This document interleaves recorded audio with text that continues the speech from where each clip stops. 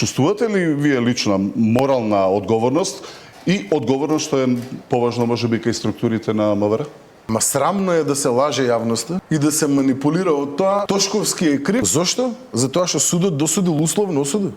Зошто е Тошковски крив? Заради тоа што јавното обвинителство не побарало притвор. Зашто е Тошковски крив? Затоа што Тошковски на твојот телефонски број ти пратила Росица порака на 23 мај, 5 месеци пред да се случи трагедијата. И све ти објаснето пораката. Сега ќе ви ја прочитам пораката. Вели, се надевам дека пишува на правилно место и дека конечно некој оваа држава ќе отвори уши и очи за мојата безисходна ситуација. Сепак оваа власт ја гласавме и поддржувавме ние граѓаните. Човекот кој од декември месец панавал ме демне, ме тепа и нанесува друг вид на насилство, силува, прогонува и последно пред 5 дена ми ја запали колата и се уште на слобода. Вратен му е пасошот од МВР и во моментов слетува во Берлин. Очајно ве молам за помош. Му пишува Росица на Панче Тошковски во 16:08 на 23 мај. Зашто си крив? Не само ти.